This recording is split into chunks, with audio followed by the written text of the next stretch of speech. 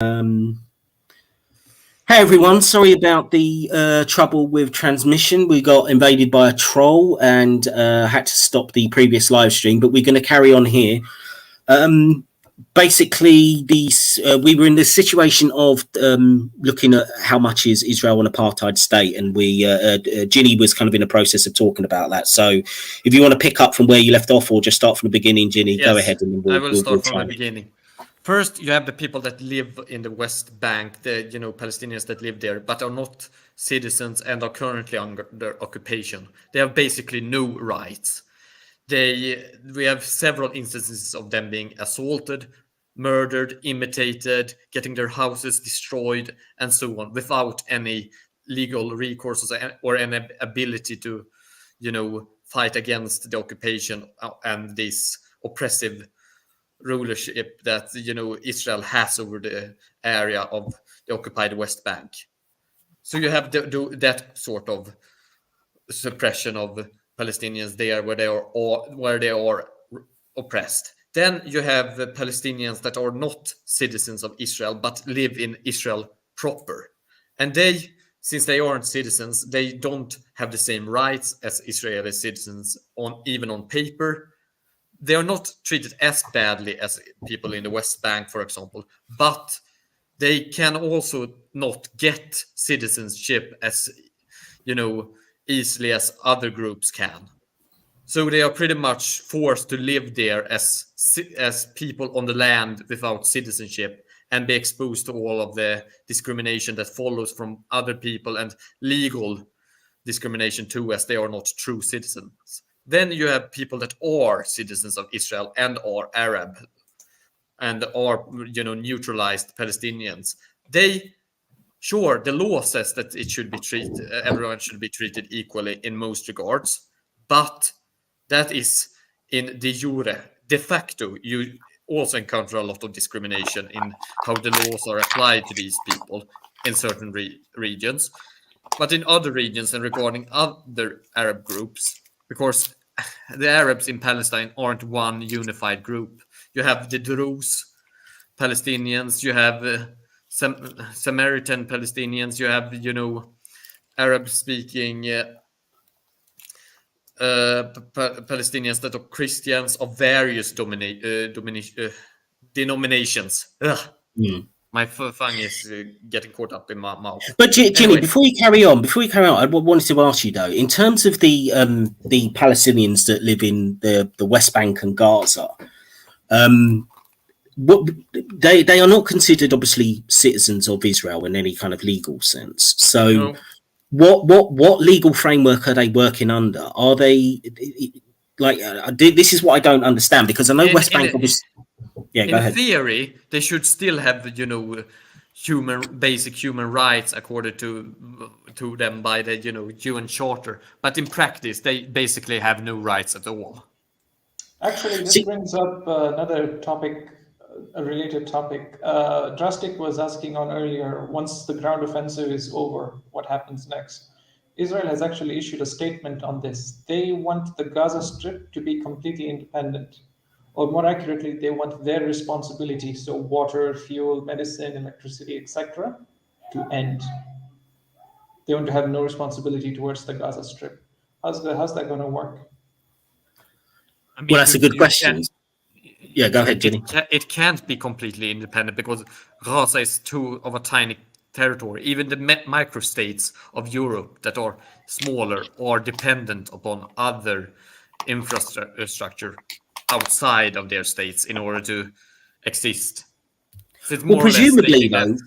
But Jenny, presumably they would have to lift the blockade at some point, or are they just saying that they would just keep it like permanently? Yeah, my understanding of those statements are that they are going to keep them indefinitely. Just close. The other way around. They're going to be getting rid of Hamas, so technically there's no need for a blockade, and they're going to leave Gaza as responsible for itself. Well, but how can it be? I mean, as Ginny, I mean, if all the crossings are kept closed, then I don't really see how they can survive as a state. Because also Israel, I mean, are Israel going to open up the sea blockade? Because they've also got warships, haven't they, in the Mediterranean? That's as a naval blockade. So is that going to go as well? Because how could they possibly survive in the current situation, even as an independent state? They can't. That's the point. I fear. I fear that Israel has this idea that they want to, cleanse Gaza so that they eventually can annex it without getting too many Arab Palestinians within their borders. Yeah, I don't think that's going to work. This sounds more like a death sentence, a proper one. Yeah, but I think that's actually the plan from the current Israeli government. The issue is also that this current Israeli government might stay due to various legal manipulations as well, considering how Netanyahu has made steps to maybe make himself the forever president. Well, yeah, I mean, that's, I mean, the Reanimators put in a comment. Let me put that comment up. They'll have to build their own infrastructure instead of spending. Yeah, I mean, well, let's assume you can't actually do that How on such they a do it, small though? area with such a high population. You need to have other areas to get in food. You have to have other areas to treat water and such. So we assume the blockade will be lifted then, right? well, yeah, I mean, it would have to Israel be. does owe them these things, Cyril. Israel does owe them these things, at least from a UN perspective. But I mean, right? Well, up until the Hamas attack, I mean, the European Union was giving a fair amount of money to Palestine as well, to Gaza as well. So presumably, those kind of those financial payments would resume, so they can do infrastructure projects if they And did have an independent state. There wouldn't be Hamas for all that money to sink into or disappear from. So it could technically, they would have to lift their blockade though, right? They would have to let things in. Yes. Yeah, I can't see how it would work, because otherwise their only connection to the outside world is the Rafah crossing to Egypt. And they're always going to have that tightly controlled anyway. It's just not going to be enough for any kind of viable state in the future. So the blockade would have to be lifted. But is Israel actually going to do that? As I say, I mean, I'm still not sure what their long-term plans would be. So I was putting up a comment from... they had state-of-the-art greenhouses, but they turned them into arms factories and entrance to tunnels. I don't know about that. The tunnel part is correct. Yeah, I mean, they certainly have been producing weapons, and yes, a certain amount of money is that was sent as aid to make weapons, and I'm not denying that. Though we shouldn't be saying that everything is, because there are obvious examples of where aid has actually made it and done things. But you also have the issue that Gaza is one of the most urbanized areas, in the entirety of the Middle East. Not anymore.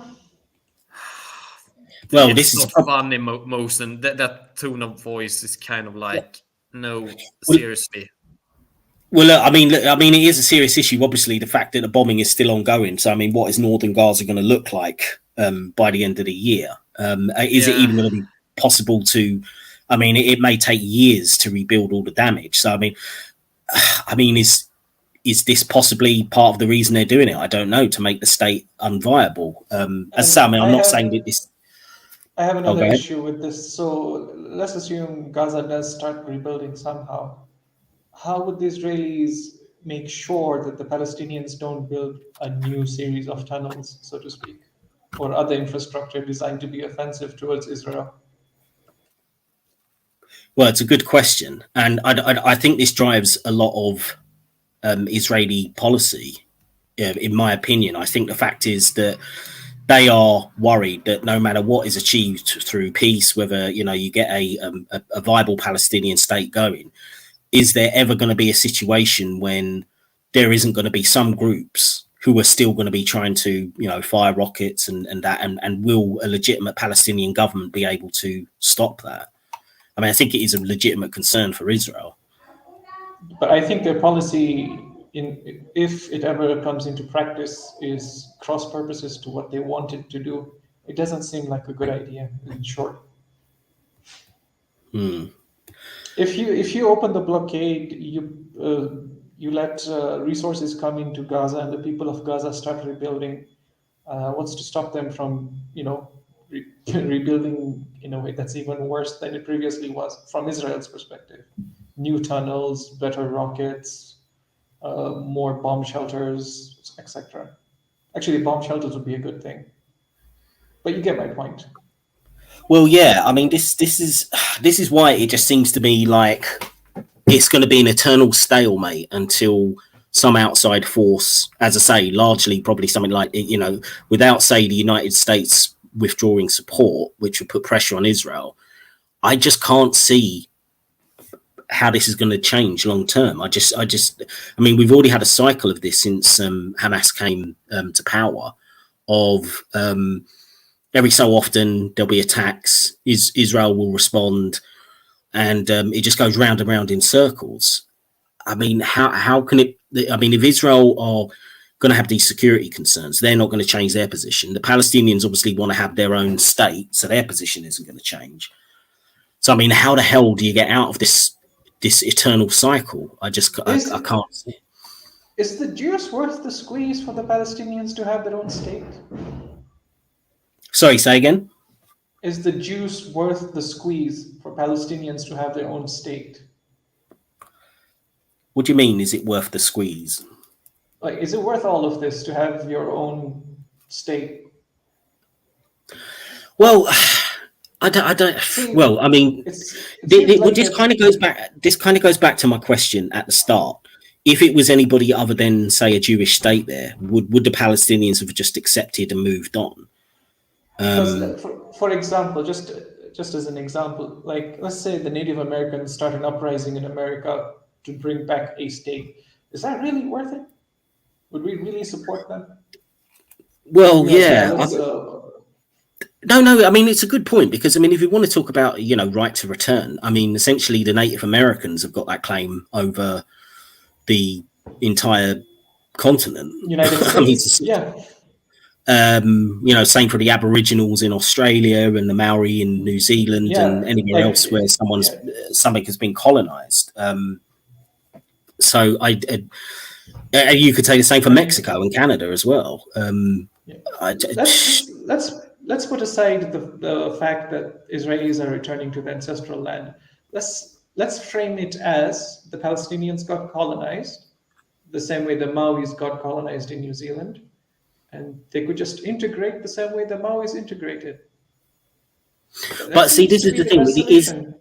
Is that going to? Yeah, so that's the one state solution, isn't it? Essentially, that's basically saying make everybody a citizen of Israel. But you look at that. I mean, what is there? 2.2 million Palestinians in the Gaza Strip, and I'm not sure how many are in the West Bank territory. I don't know if either of you know the West Bank figure. Is surprisingly not that. I could be wrong, but they're not that many in West Bank. West Bank seems less populated than Gaza. I could double check. Yeah, Ginny, do you know that? Ginny, do you know the numbers off the top of your head? How many Palestinians are in the West Bank? Oh, no, but it's less concentrated than Gaza in people per square kilometer. Google says on a quick search around 3 million. 3 million in the West Bank. Okay. Yeah. But the West Bank is big. But this is what I'm saying. You're back to the same problem as the right of return. Let's say you have one state that incorporates all of that. That's an additional 5 million Palestinians, mostly who are Muslim, joining the Israeli population. So therefore, you've pretty much then got a 50-50 split in terms of Arab Israelis and Jewish Israelis. Is that really going to work? 2 million Arab Israelis in Israel right now. So yeah, that's what I'm saying. So you've got 2 million, and then you'd be adding another 5 million to that, 5.5 million, and you've got about 7.5 million Jews. So you're going to have about 7 to 7.5 million of both community in one entire state. Is that really going to work, a 50-50 split that way? Well, if they were genuinely secular, it would work. But yeah, no, it's not going to work. Yeah, I mean, I see it as the same problem as the right to return for the descendants of the Palestinian refugees. It would just be Israel would never accept that. And putting the the moral issues aside, just from a purely demographic point of view, you can understand why they would take that position, just on a purely practical level, because then it wouldn't be a Jewish-dominated state. It would be essentially a 50-50 split mixed community. So you're going to have all sorts of problems come out of that, unless, as you say, you could do a genuine secular state. But there's so many people who are hardline religious on both sides. Is that really likely to happen? So can we all agree the root of this issue is religiosity? It's a big part of it, yes. Right? But I mean, many of the early Zionists, but many of the early Zionists, and even many of the early Arab nationalists in this conflict weren't that religious, or some were even explicitly atheist. I just want to respond to Bruno's comment. It wasn't Perfect Darwa. He wasn't the person who put up those images, shall I say? I know Perfect Darwa. He is interested in having a proper conversation, whether you agree with him or not. It was another dude. Somebody else who joined, and I'm going to try and when I go back, I'll see if I can report his account, if I can, if he showed up in the chat. But it wasn't him. But to answer your other question, or to your other point, you say it's worth noting that Israel's culture is westernized compared to Palestine. Again, many factors. Yeah, I mean, even if you put the religious side, to the side of the table, I mean, the cultures are quite different in that respect, aren't they? I mean, you've got to. I mean, we need to remember that Arabs, Turks, and Persians haven't gotten along either, despite all being nominally, Muslim. Just because you have the same religion, or you don't care about religion in a conflict, doesn't mean that there aren't cultural and other issues. But and I mean, look, I'm putting up a comment from the Reanimator. Islam doesn't integrate. To an extent, I've got to agree with that, in terms of, if you look at a lot of the other, like take a place like, wasn't Lebanon up until 40 years ago majority Christian? I think it was. Yeah, but you already had large, parts of it being Shia and Sunni too. And parts of it is also that there was a lot of Palestinians that moved from Palestine when Israel was created up north as well. So that's true. But you've also seen, I mean, the minority populations, the non-Muslim populations in other countries that are Muslim majority do tend to go down over time. I mean, you look at Turkey. When it was first founded, there was far higher numbers, as far as I know, in terms of Christians and other non-Muslim populations. And yet, over the past 100 years, I mean, I think, I don't know, what is Turkey? It's got to be 95% Muslim now, I would have thought, probably more. So it seems that the Turkish, displacement of various minority groups on the Anatolian Peninsula had less to do with religion, because most of those were actually done due to various nationalist groups in Turkey. And those have been largely secular. I mean, you have to, conflicts in the Middle East aren't only about religion. There are a lot of conflicts regarding a lot of other stuff too. No, absolutely. But then, as I'll put that comment up again, it did. So I'm just going to mute myself for 1 second. If you want to respond to that. Sorry. I mean, jihadis isn't the same. Zionist and jihadis isn't the same thing as Jews or Muslims. These are the extremists of these groups, and you also have to consider the fact that it's kind of like saying, I don't think people can live peacefully with Crusader people. It's not the same as saying people can't live peacefully with Christians. I have to get going. Yeah. Okay, Mohsin, thanks so much for your contributions. I really appreciate it, mate. Take care. Yeah, have a good day, man. Cheers. Sorry, Ginny. Carry on. What were you saying? The thing I was trying to say is that saying that you can't live with jihadis or Zionists is kind of like saying you can't live with crusader mentality types. People that have the mentality of the old crusaders. It's not the same as saying you can't live with Jews or Christians. Yeah, I mean, I don't think TH3 Monk was necessarily saying that they are the majority. But if you've got these groups and they have influence, there's always going to be a difficulty in maintaining any kind of peaceful balance and stability. Here Paul Archer is saying a thing. The Islamic culture is too imperialistic for an Arab and a Jewish nation to coexist in such close proximity to each other without any natural barriers. But I mean, the fact of the matter is that the Israelis are arguably the ones that have done the imperialism in the area.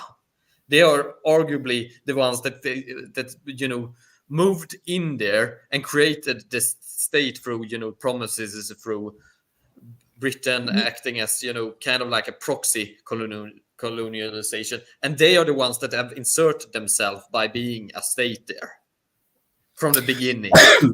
Yeah, I mean, yes, that's true to an extent. Although you could argue that maybe the Arabs could have done the same thing. They could have tried to initiate their own state during the British Mandate. Would we have had any kind of different situation? Because bearing in mind that I mean, essentially the Arabs they actually tried that. You do have al-Harakatu lil-Dawlati al-Filistiniyati, the movement for the Palestinian state.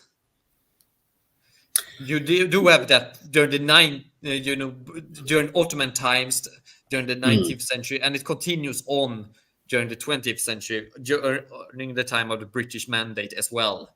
So they did try it, but they weren't listened to because they were, Middle Easterners in a way that the Jews were not.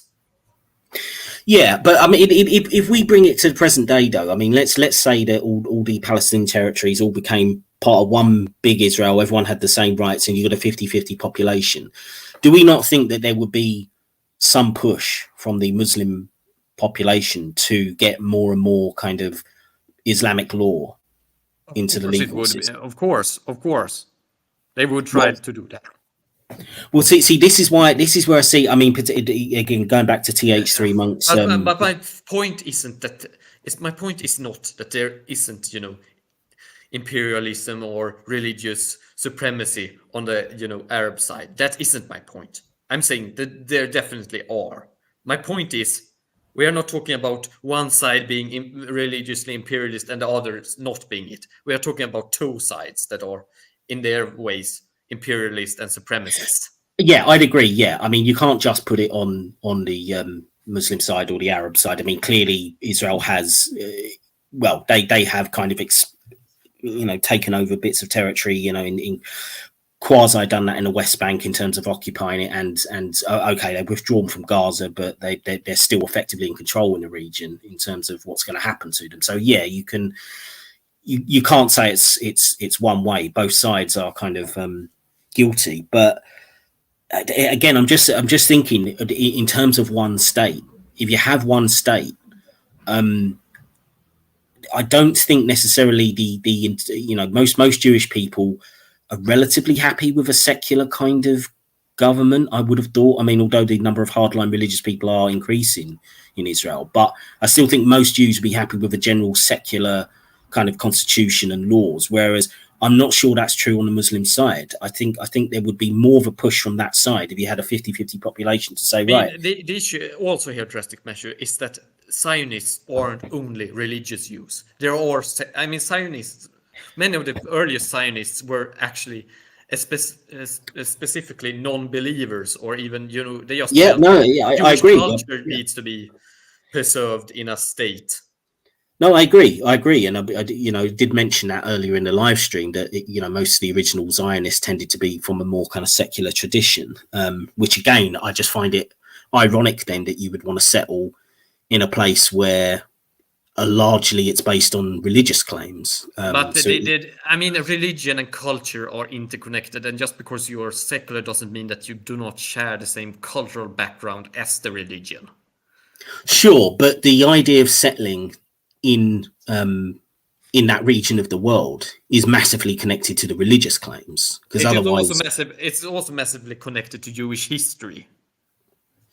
True, but yeah, again, I just can't see why, considering the history has mostly been pretty bad for Jews there, I'm surprised they would actually want to return from that. It's kind of like, it's our ancestral homeland. We need to get it back, kind of stuff.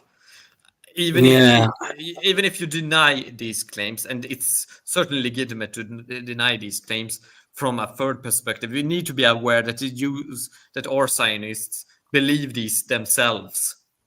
Well, historically there were some Jews, although not that many. I'm talking sort of post, Roman occupation, etc. There have always been some Jewish people living in the region, haven't there? But they haven't been. But they've been a small minority, maybe a few percentage points. The only time it was majority before is to go back to before, Rome caused the great diaspora. Yeah. By more or less cracking down on the Jewish rebellions in the area. Yeah, Bruno made a point here. I'll put his comment up. He says, Turkish, going back to the Turkish example, Turkish culture is half European and half Middle Eastern, so they are an outlier.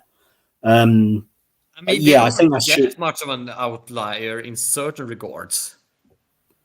Yeah, I think it was in terms of the idea of maybe having a more secular constitution. I think, was that what you were referring to, Bruno? I'm not sure.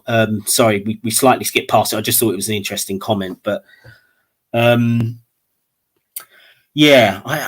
don't know. I don't know sort of where to go from here. I would say anybody in the chat. I'm reluctant to put the link up again with the what happened previously, but if I recognise any of my viewers, I'm happy for them to come and join the panel if you want to. So anybody, leave me a comment if you want to join the panel, and I'll get you the link. But if I don't recognise you, I'm not letting you in, because I don't want to have to restart the stream for a third time. A comment from Reanimator. American Indians have areas that are ancestral. Why can't the Jews? I'm not even religious, but fair is fair, especially with 22 Arab Islamic states. This is another question that I did want to touch on as well, because despite whatever criticisms you can lay at Israel's feet, and I think there are many, there is a certain point to that in terms of it is only a small strip of land. And I'm not saying that makes it any less important to the people who were kicked out of it. But I'm saying in terms of, there are 22 Arab Islamic states. It is enormously Muslim majority. It's also, treating all of the Arabs as the same thing is also, it's kind of like saying, oh, the Spanish and all of these countries in South America are the same thing because they all speak Spanish. Yeah, I'm not necessarily sure that's what Reanimator was going for with that comment. I think he's more just saying that considering you just have an enormous amount of different Muslim majority countries where you can live under Islamic regimes, etc. But this is also a misunderstanding. Many Palestinians don't want to live under an Islamist regime. So, sure, those that vote for Hamas might have done it. Some of them. No, I said Islamic. I didn't necessarily mean like Sharia. I meant just like an Islamic kind of cultural. Yeah, but most Palestinians just want to have their own state on their own land, and be safe from further Israeli expansionism. They don't want to have, live somewhere else. They want to live where they have lived before, where they, sure, with their own government and laws. No, I understand that. But if you take, sorry if you can hear that noise in the background. So there's a car beeping going off. Ginny, oh, sorry, it stopped. Yeah, I was going to say, yeah, I get that. But if you look at, say, the West Bank, that was originally under, what was it? Who annexed it? It was Jordan. And it created enormous problems because you had these, you had the Palestinians aiding in coups against the Jordanian rulership. You had previous conflicts between various Rassani and Hashemi lines of, groups within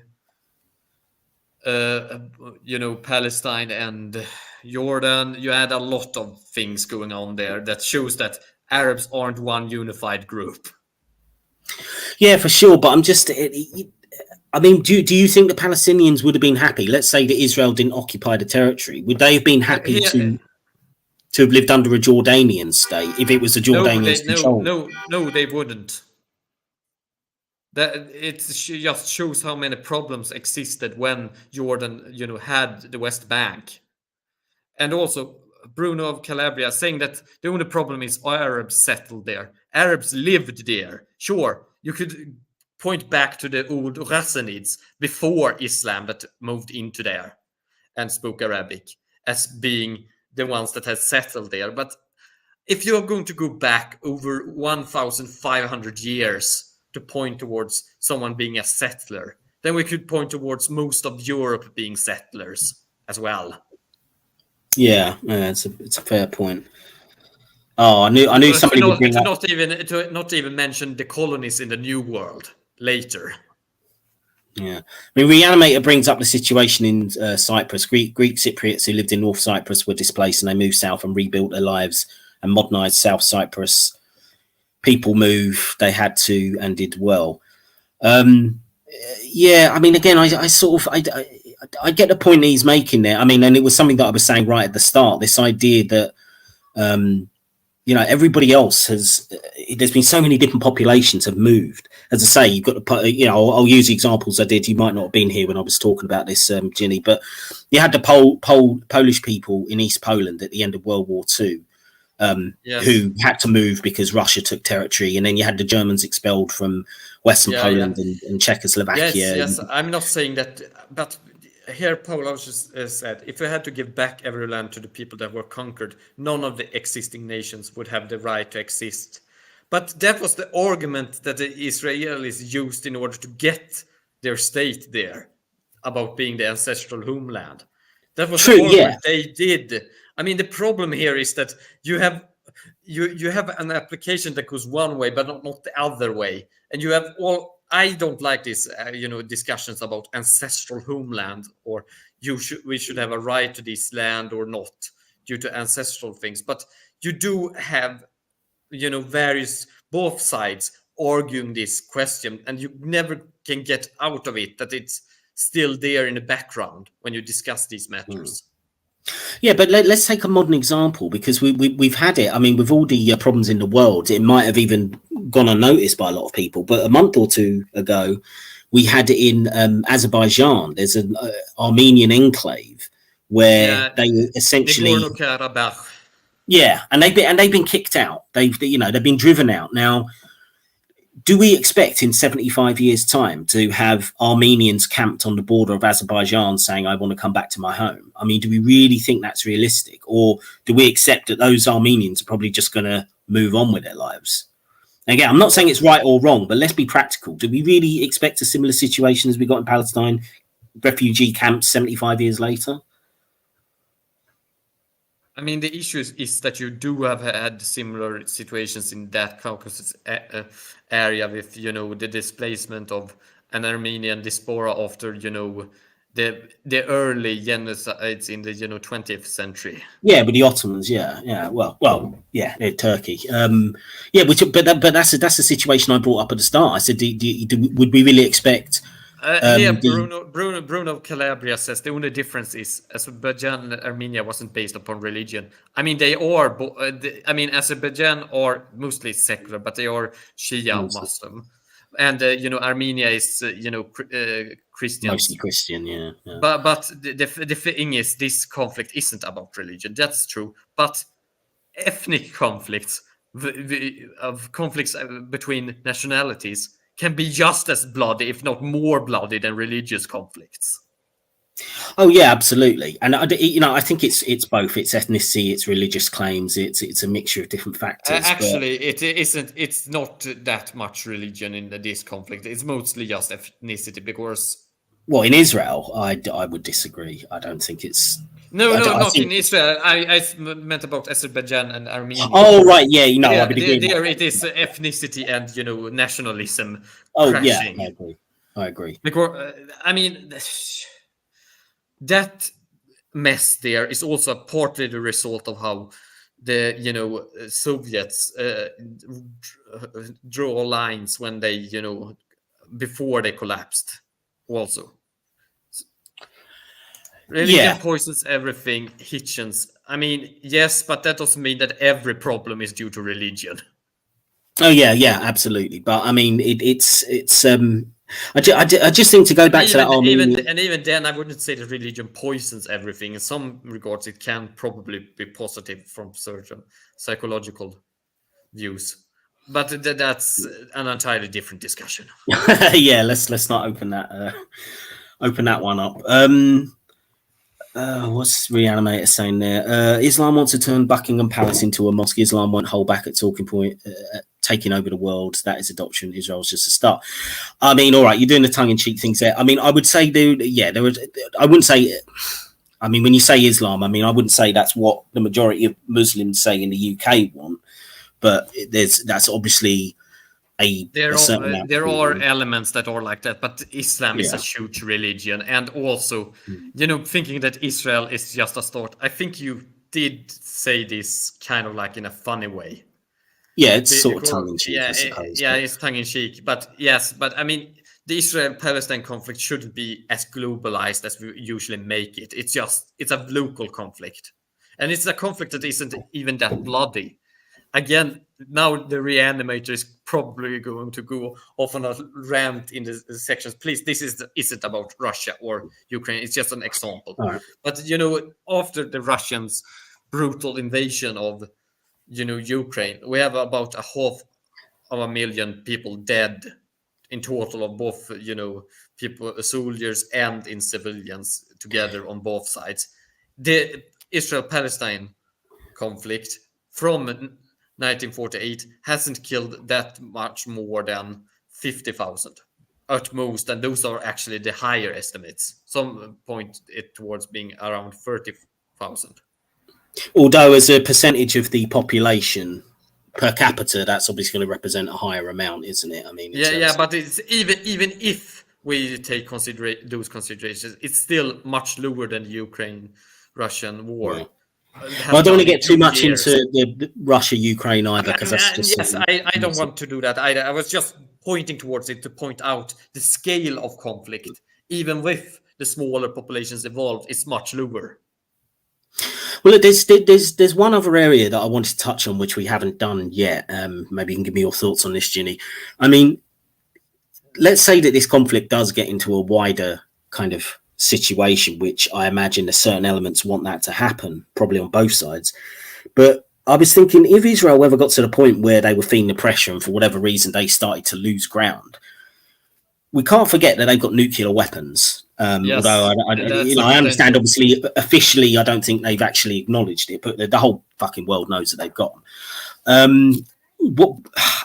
What would worry me? I mean, is there any possibility that they might use them if they felt under pressure? What do you think? If they were under pressure and it looked like they would be lose a war and be occupied, then they would probably use nukes. You think they would actually do it? I mean, bearing in mind that it's so what? It would be a kind of scorched earth thing. If we're going down, we're taking everyone in the region with us. Kind of thing. Exactly. I mean, I can't admit it. I would hope that's not the case, but again, I suppose particularly with the more hardline elements that seem to be coming into Israel, maybe that would happen. But I mean, it's a horrifying thing to think about. I mean, I almost wouldn't want Israel to lose just for that reason, because it would be an absolute horror show. I mean, that could kick off a third world war. I mean, what would that do to the psychology of Muslims around the world if nuclear weapons were used to destroy, the East Jerusalem or something? I mean, you would get complete or if a nuke was sent to Mecca or something, you would get total hyper radicalization. Well, yeah, I mean, I couldn't see anything but a third world war happening in that case. Eventually, I mean, it's just kind of horrible. I mean, I almost hate to bring up this issue, but I haven't really seen that many other people talk about it. So therefore, But then again, I mean, this is the thing, though. I mean, if Iran eventually gets their hands on nuclear weapons, are they the same kind of threat? I mean, or even worse? They could potentially also, be worse. This is why I want, everything to be done so that Iran does not get nukes. Yeah, I think Paul Anker's probably right there as well. The Americans will jump in if Israel was on the brink of losing. Yeah, I mean, they've got more weapons being sent over there and stuff. That's probably the case. I also would hope that if Israel ever countenance the idea of using their nukes, hopefully America would tell them not to. But yeah, I think Paul's probably right. I think they would put they might even put their own troops on the ground, to be honest. I mean, I could see that as a possibility.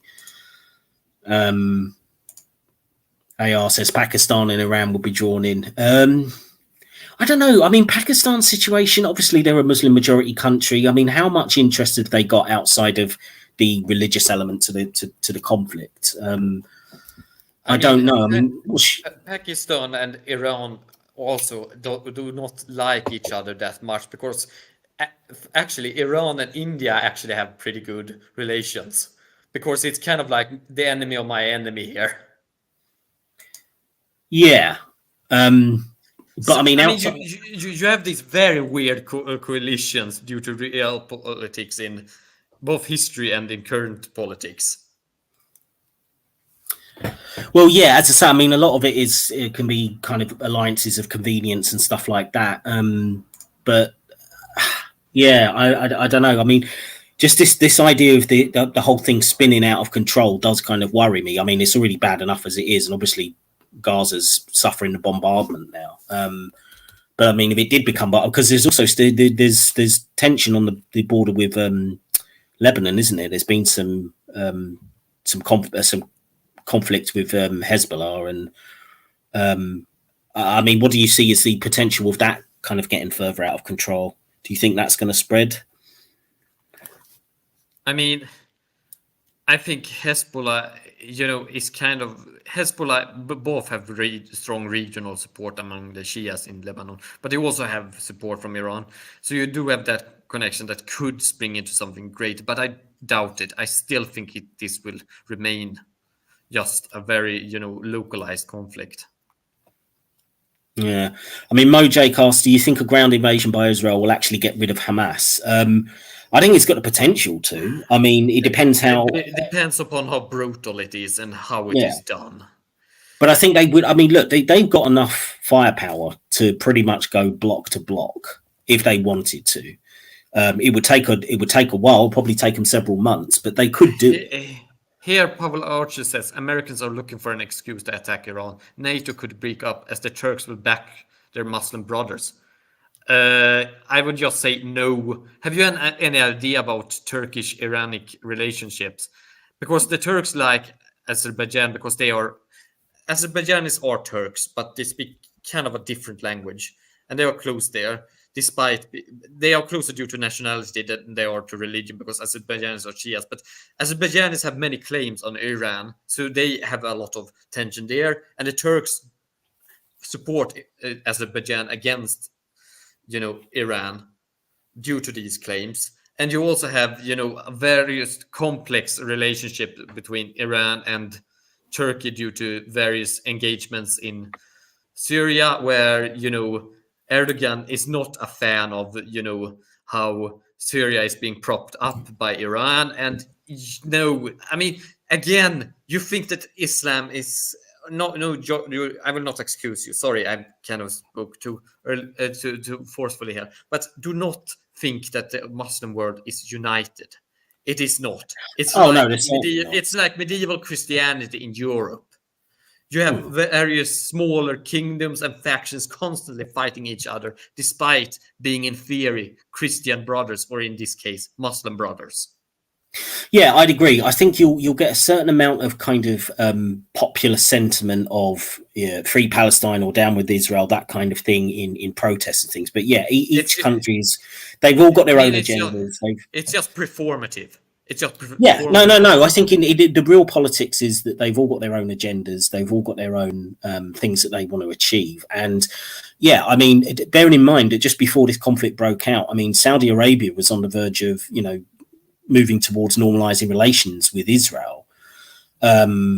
And you've already seen that with some of the other countries recently. When Trump was in power, they got, who is it? I think, was it UAE? I think normalized relations, and so did Sudan. I think there were 2 or 3 Muslim majority countries that had moved towards normalization. So I think, you're absolutely right. It's as much as it can be easy to simplify it and say, oh well, it's just all the Arab states would just want to get rid of Israel. It's not. That's not really the reality. I mean, it's way more complex than that.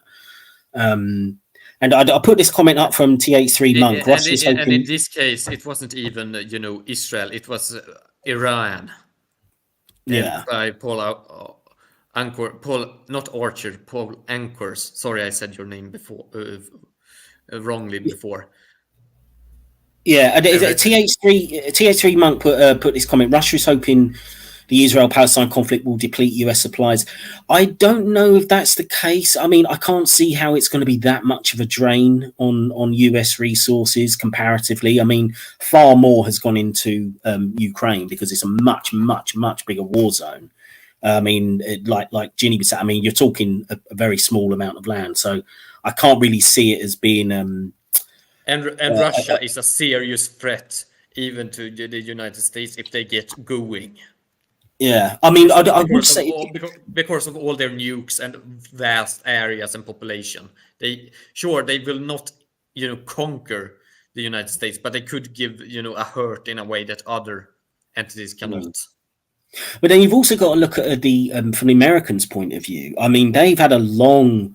Adam Habil said hello in the comments. Hello. Hi. Hello, Adam.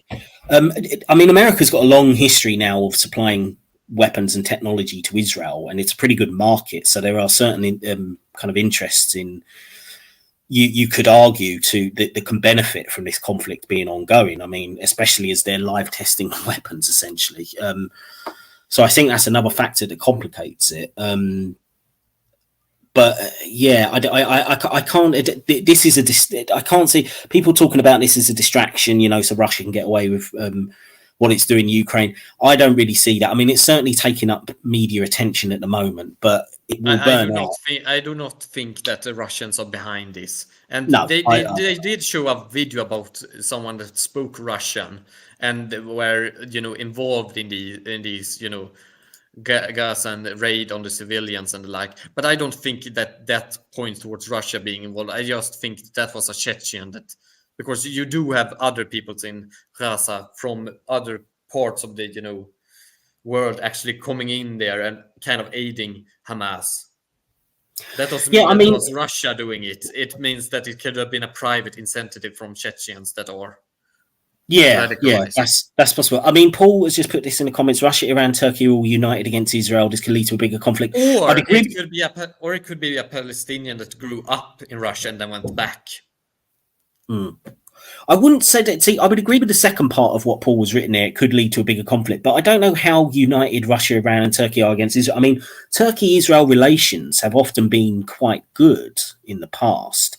I mean, it's gone up and down, but I mean, they've had normalized relations for a very long time. And I think they have had connections in terms of, a fair amount of trade and things like that. So I don't, Paul, if you didn't mean it this way, then I apologize if this misrepresents it. But that comment almost seems like it's this sort of, I don't know, axis of evil thing, the Russia, Iran, Turkey all working together.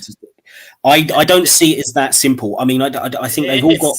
They have very complex relationships to each other, and they have a lot of, points of friction where they are at each other's fruits as well. Yeah. TH3 Monk puts Israel's Iron Dome uses very expensive missiles. It's only the US supplying Israel. Russia, Ukraine is a joint NATO supply. I don't think Russia are behind this, but they're definitely not upset. I think that I can agree with. Yeah, I think that's a reasonable. Yeah, I would say. yeah, I would say that's probably. I imagine Russia would probably be okay with some of the attention being diverted away from the situation in Ukraine, but yeah, I don't think Russia are behind it. I mean, people often get into this mode where everything seems like it's planned. So much in the world is just people taking advantage of a situation as it occurs, but that doesn't necessarily mean they're causing the situation. You just, countries are going to be opportunistic. Yes. So, I mean, for example, Reanimator has obviously got his position on Russia, and I agree with some of the things he said, and I disagree with others. Like, for example, I can see that Russia might have felt under pressure with the expansion of NATO towards its borders, etc. But at the same time, that doesn't mean that is the cause of the invasion in my mind. I think it's far, and nor do I think it justifies the invasion. No. As much as it may have promoted or antagonized them to a certain extent. And I think it's the same thing. Like people say, oh well, we want these wars to keep going because the weapons manufacturers are going to benefit. It's certainly true that they will, and those elements are not going to be upset that wars are going on. But that doesn't mean that they've caused it necessarily. There's some secret cabal of weapons manufacturers that have managed to persuade Hamas to attack Israel and get a response, or persuaded the Russians to invade. I can't go to that level of. I don't want to use the word conspiracy, but I can't think of anything else. I just think there are people in power and in positions and who do benefit. The world, its natural state is chaos on the international stage. Yeah, and people will try to take opportunities when they arise, and conflicts will always arise. I don't think we will ever get eternal peace. Yeah, I mean, Reanimate says Russia is not in partnership against Israel. Yeah, I'd agree. I would agree. Yeah, I agree on that point too. Russia might opportunistically use this in order to make propagandistic statements and the like, in order to shore up support and to divert attention away from the Ukraine war. But it does not mean that Russia was behind it.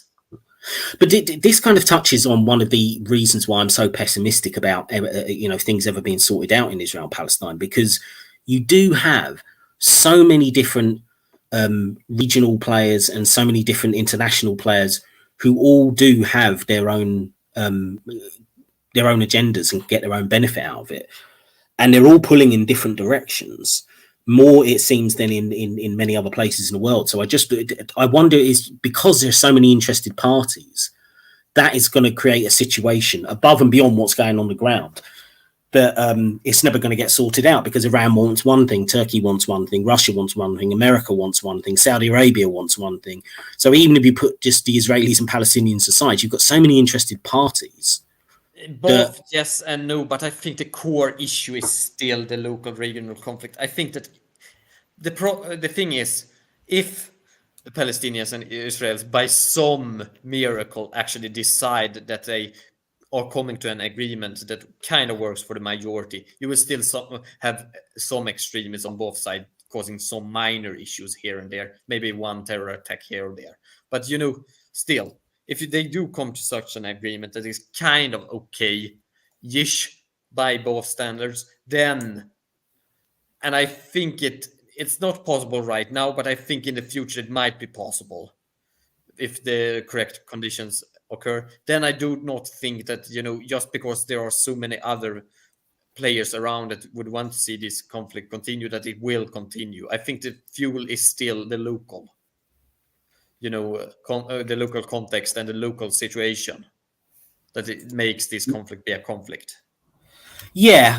I mean, I would agree. I mean, AR says, are Egypt helping to make the situation worse? Who are they most loyal to? They are most loyal to their own. They just want to not get involved. Well, I mean, the thing is, they've made it clear they don't want the Palestinians coming into their territory. And while obviously they're going to support the Palestinians' right to have their own state, they have got normalized relations with Israel. I mean, I suppose it was kind of interesting when after the Arab Spring and the Muslim Brotherhood got voted in, they obviously made steps towards warming relations with Hamas. So I think it could have changed their attitude when it was the Muslim Brotherhood who were in charge. But since the the military coup, I think it's just gone back to business as usual. They'll support the Palestinians' right to have their own state, but they're not really going to do anything to. They're not going to. I can't see them ever putting troops on the ground or anything like that, or putting that much pressure on Israel to resolve the situation. I don't know. What do you think, Ginny? I mean, I kind of, agree, but we also need to remember that the hands of the Egyptians and, of the Egyptian government, regardless if they are, the current, CC authority or the previous, Brotherhood authority, what they are mostly concerned with is their own internal stability. And, they don't want Palestinians to get involved in Egyptian politics or get into, Egypt and further destabilize Egypt. Yeah, and I think Adam is right. I mean, Egypt is angry at Israel is forcing Palestinians towards its land. Absolutely. And I mean, to me, it seems this is what a ground invasion would eventually put pressure on. If you can get the entire northern half of the country, of the Palestinian, the Gaza Strip to move south, then you've got an enormous amount of people in a tiny area. And I think that's what the pressure is. That maybe they're hoping that they can force some people to leave and go into Egypt. But yeah, I can't see Egypt allowing it to happen. They'll just keep the crossing closed, won't they, I suppose? But right, I'm looking at the time, and we combined with the second live stream. Again, anyone who's joined in the last hour, there is a nearly 2 hours worth of the first part of this live stream, which was trolled, and I've had to put it private. I will put that back up again when I can edit out the unfortunate images that were put on it. But yeah, we have now been talking about 3 hours. And Ginny, I know you were on the Gin and Tonic show yesterday.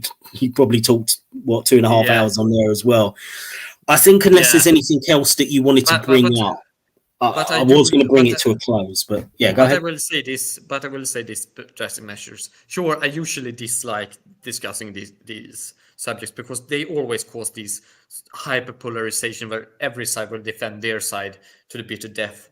But I will always try to, discuss it in a civil way. I will try to end as factual as possible in order to limit the polarization. But I will also try to argue my own points and views as well. And yeah, well, that was what the idea of this was for. So I wanted to get different perspectives. Yes, and I do say that this discussion has still been very civil, except for that troll. But that was a troll. Let's ignore it. Yeah, I mean, it was a bit of a shame. I was hoping there would be more people. I mean, we did have various people come in and out on the panel, which has been nice. I did hope there was going to be some more of my subs were going to join, but unfortunately, they've not made it for whatever reason. But I mean, I think this conversation has been as useful or as useless as anything on this subject. I mean, I don't think anything's been resolved, but I was just interested. Yeah, go ahead. Me being here is also kind of like me doing self-promotion by showing, hello, I am here and I have my own channel by being here. Yeah, that's fine. I don't mind. I'm always happy for people to promote their channels. That's good. So that's a good plus also that makes up for having to discuss this very hot topic that burns you. Yes, go and check Culture Ginny's channel out. He's got a good channel of history and religion and lots of different things he discusses in the humanities. AR, thank you for the donation. That's very kind. Yeah, thank you. Yeah, I think it was a pretty good stream with the exception of the aforementioned troll. But I was hoping basically just to have some of my own questions answered, really, and just talk about whether there's any possibility of hope in this situation. I mean, I'm probably more pessimistic now than when we started, but I'm very pessimistic too. But just like Bruno of Calabria said, my closing thoughts, I hope for a peaceful solution for both Israeli Jews and Palestinian Arabs. The Middle East is a very important and rich geopolitical part of the world that affects all of it. Yes, these are my own sentiments, And I do still have hope, because we have had worse conflicts that have been solved eventually than this conflict in human history. Yeah, I mean, yeah, I think we're pretty much everyone is going to share those sentiments that, yeah, we want it peacefully resolved. We want a minimum of innocent blood, etc. Whether we're going to get this or not, I have no idea. But yeah, I want to thank everyone who's joined the panel. Thank you to Ginny. Thank you to Isan and Nick and everyone else who showed up earlier. Thank you for all your... Jakob and Mos and everyone else.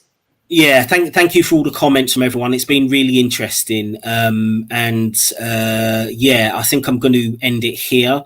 As I say, I will have the first part put up again for those who came in late. I'll hopefully get that up in the next day. It takes a while to edit out the troubling bits of that, but I'll have that up so you can all watch it. Thank you, everyone, for joining in. And I'm going to end it there. Everyone, have a good day.